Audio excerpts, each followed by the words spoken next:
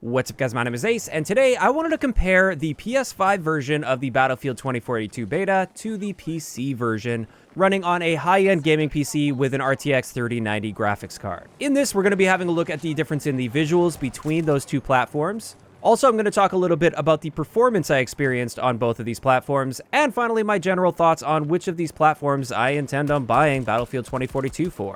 Because before this beta at least, I honestly didn't know. So let's start off with visuals, and what I did here to get a good indication of the visuals is I turned off the heads-up display completely, and I just sort of sprinted around making sure I was in a sunny environment, and just trying to keep everything relatively equal here. And what you're seeing right now is the PS5, and to me, this looks great. However, one big thing I'm noticing with the PS5, and this is something that I actually found kind of annoying during gameplay, is a lot of pop-in is going on with many of the bushes in the distance. As you approach them, they'll be sort of popping in and rendering properly, and that sudden movement, that sudden pop-in, has actually thrown me off a lot in the game, and it is actually quite frustrating. Whereas when we have a look at PC, again, this is running on an RTX 3090 with ultra settings. This is absolutely maxed out, the best you can get here. You can definitely see the textures are much higher resolution. We don't have that same pop-in issues. Seems like when textures do pop in, it's more of a gradual fade, which isn't an issue whatsoever. And while I would say the PS5 still looks good, it's not nearly as good as this PC with ultra settings. Now that's just looking at the basic visuals. However, I did want to talk about performance.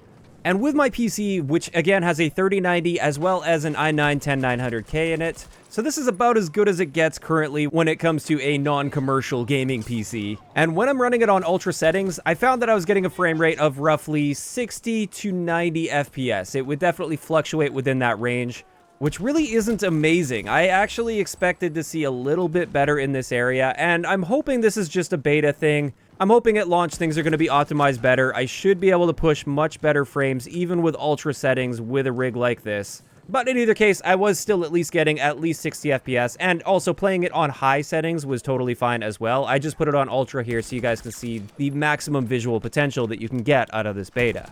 As for my PS5, well, we don't have an FPS counter available, so I can't see my exact frame rate. It really didn't feel like I was dipping below 60 FPS much, if at all. So I would say if you don't have a gaming PC and you do happen to have a PS5, at least in my experience, the game ran quite well outside of a bunch of the bugs that I experienced and visual glitches and things, but these are more so things that are wrong with the game and will hopefully be cleaned up and fixed for launch.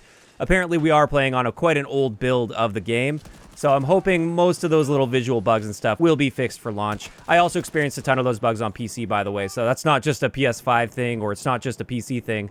I was experiencing roughly the same amount of bugginess and annoying little glitches and stuff on both platforms.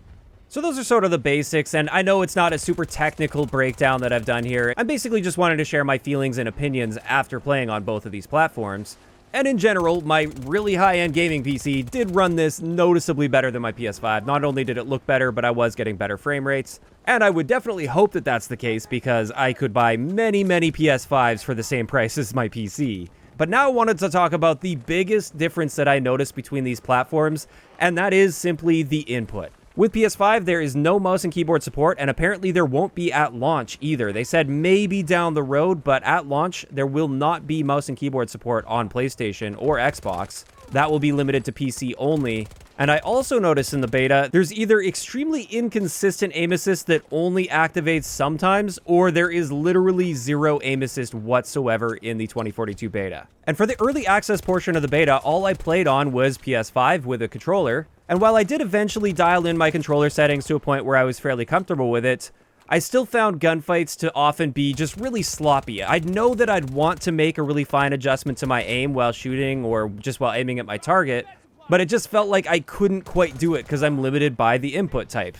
Analog sticks are not the greatest form of input for a first-person shooter, and with this lack of aim assist, I just felt things were really sloppy, but I didn't realize how sloppy until I hopped on PC with a mouse and keyboard. And I am not a dedicated mouse and keyboard player. I play way more on controller than I ever do on a mouse and keyboard.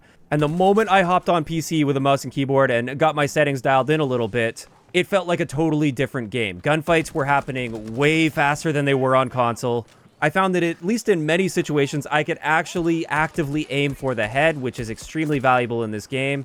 And I finally felt comfortable dealing with 2 to 3 enemies with a single magazine in most situations, or at least close to mid-range situations, whereas on a controller, I often found myself after just a single gunfight against one person, I'd have less than half a magazine and I'd need to reload. And this totally changes the pacing of the game. On PC, I actually feel like I can push and be aggressive and try to challenge a squad or a couple enemies at a time. Whereas on controller, I often would just avoid that fight completely because I know I'll get the first kill and then I need to reload before I can start engaging the second dude, and that's going to get me killed. So this is actually a huge difference. Like, it doesn't feel like you're playing the same game when you play on mouse and keyboard compared to controller for the beta.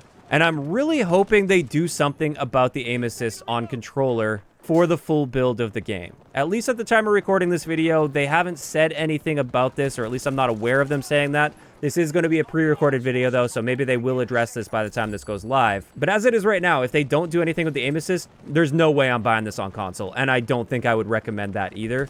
It honestly doesn't feel like you're playing the game the way the devs intended you to be playing the game when you do use a controller in this, because it just ruins the flow and the pacing of the gameplay so much without having any noticeable aim assist available. And don't get me wrong, I'm not asking for super strong aim assist or anything. I'm basically just asking for normal Battlefield aim assist that we would normally see with a controller. I think Battlefield's aim assist has worked just fine in the past, and I'd like to see them basically just copy and paste that into this game, and I really hope they end up doing that for launch, because if they don't, then my decision is going to be very easy. I will only be buying this game on PC, and I probably won't play it as much as I would otherwise, because I simply prefer to play with a controller. That's always been my preferred input type, and it just doesn't feel good in this game. But with that, that's pretty much it. That's going to wrap it up for today's video. Just sharing my experiences on PlayStation 5 versus PC when it comes to the Battlefield 2042 beta. I'd say if you are on console, I'd wait for some more information to come out regarding aim assist with controllers, unless you had no issue with having basically zero aim assist on controller. But it is one of the biggest complaints I've been seeing is the controller settings and everything just felt terrible in this. And a large part of that, I would guess, is due to the lack of aim assist. Now, I'm curious to hear from you guys in the comment section below. Which platform did you play on, and what was your impression of the beta? If you were playing on a console, did you find those controller settings to be just fine as is? Are you fine with the aim assist like it is right now, or would you like to see some proper aim assist added? Just let me know those thoughts down below. If you enjoyed the video, a like rating is always appreciated, and don't forget to subscribe for more if you haven't already. I'll talk to you guys next time.